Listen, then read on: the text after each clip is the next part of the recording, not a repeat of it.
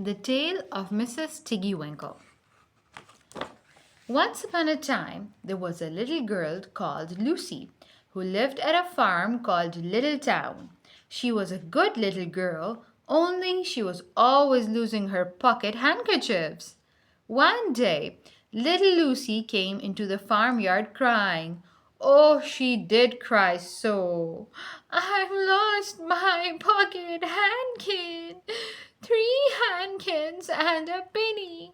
Have you seen them, Tabby kitten? The kitten went on washing her white paws, so Lucy asked a speckled hen, Sally, Henny, Penny, have you found 3 pocket handkins? But the speckled hen ran into a barn clucking, I go barefoot, barefoot, barefoot.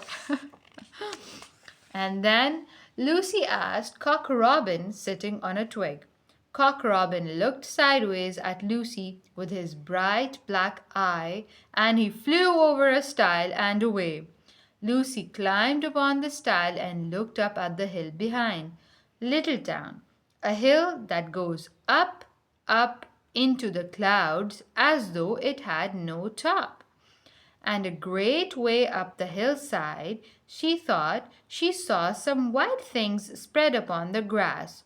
Lucy scrambled up the hill as fast as her stout legs could carry her. She ran along a steep pathway, up and up, until Little Town was right away down below. She could have dropped a pebble down the chimney. Presently, she came to a spring bubbling out from the hillside. Someone had stood a tin can upon a stone to catch the water. But the water was already running over, for the can was no bigger than an egg cup. And where the sand upon the path was wet, there were footmarks of a very small person.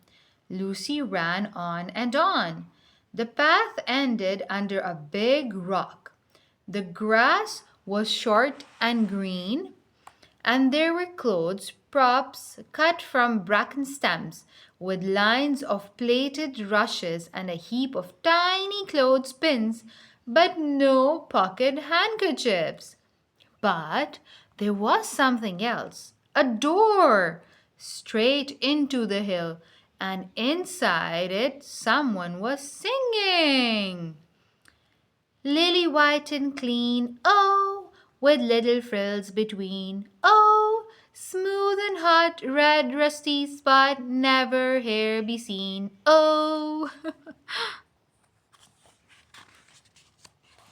Lucy knocked once, twice, and interrupted the song. A little frightened voice called out, Who's that? Lucy opened the door, and what do you think there was inside the hill? A nice, clean kitchen with a flagged door and wooden beams, just like any other farm kitchen. Only the ceiling was so low that Lucy's head nearly touched it, and the pots and pans were small, and so was everything there.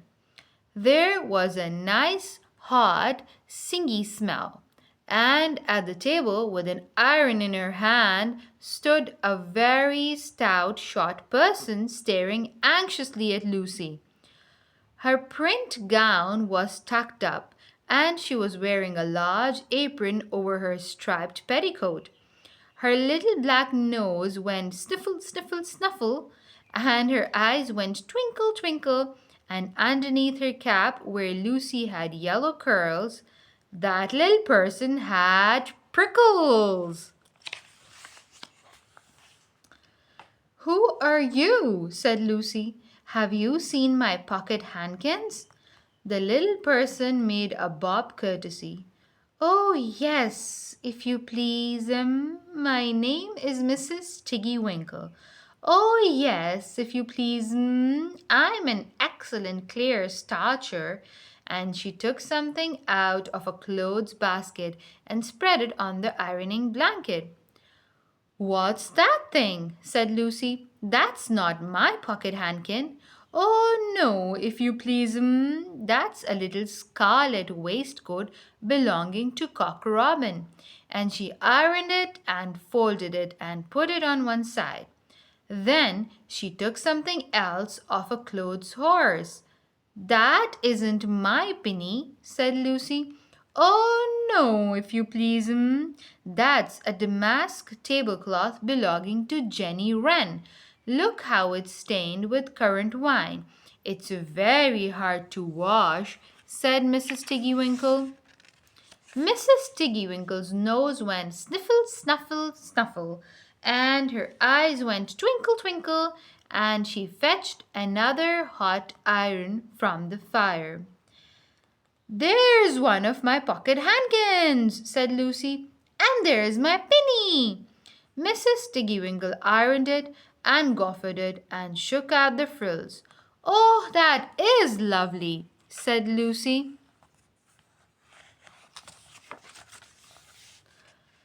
"And what are those long yellow things with fingers like gloves?" "Oh, that's a pair of stockings belonging to Sally Henny Penny. Look how she's worn the heels out with scratching in the yard. She'll very soon go barefoot," said Mrs. Tiggy-Winkle. "Why, there's another handkersniff, but it isn't mine. It's red." "Oh, no, if you please, that one belongs to old Mrs. Rabbit, and it did so smell of onions, I've had to wash it separately. I can't get out the smell." "There's another one of mine," said Lucy. "What are those funny little white things?" "That's a pair of mittens belonging to Tabby Kitten. I only have to iron them, she washes them herself."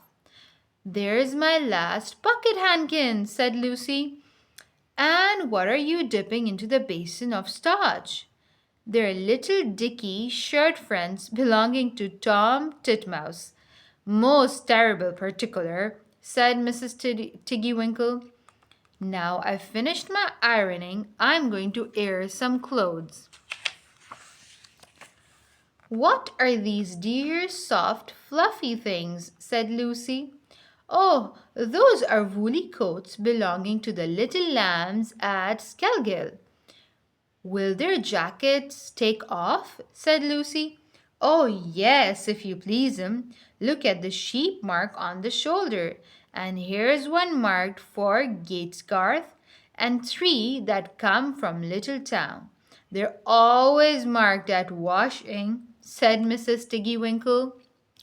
And she hung up all sorts and sizes of clothes, small brown coats of mice, and one velvety black moleskin waistcoat, and a red tailcoat with no tail belonging to Squirrel Nutkin, and a very much shrunk blue jacket belonging to Peter Rabbit, and a petticoat not marked that had gone lost in the washing, and at last the basket was empty. Then Mrs. Tiggy-Winkle made tea, a cup for herself and a cup for Lucy. They sat before the fire on a bench and looked sideways at one another. Mrs. Tiggy-Winkle's hand holding the teacup was very, very brown and very, very wrinkly with the soap suds, and all through her gown and her cap there were hairpins sticking wrong end out, so that Lucy didn't like to sit too near her.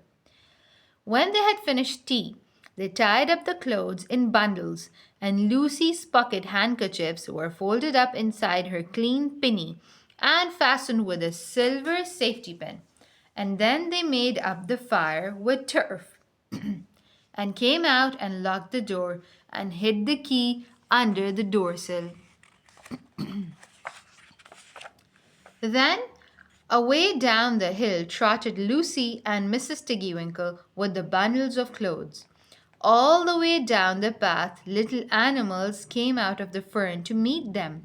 The very first that they met were Peter Rabbit and Benjamin Bunny. and she gave them their nice clean clothes, and all the little animals and birds were so very much obliged to dear Mrs. Tiggy-Winkle. And so that at the bottom of the hill, when they came to the stile, there was nothing left to carry except Lucy's one little bundle. Lucy scrambled up the stile with the bundle in her hand, and then she turned to say, "Good night," and to thank the washerwoman. But what a very odd thing! Mrs. Tiggy-Winkle had not waited either for thanks or for the washing bill. She was running, running, running up the hill, and where was her white frilled cap, and her shawl, and her gown, and her petticoat? Do you think Lucy might have imagined all of that?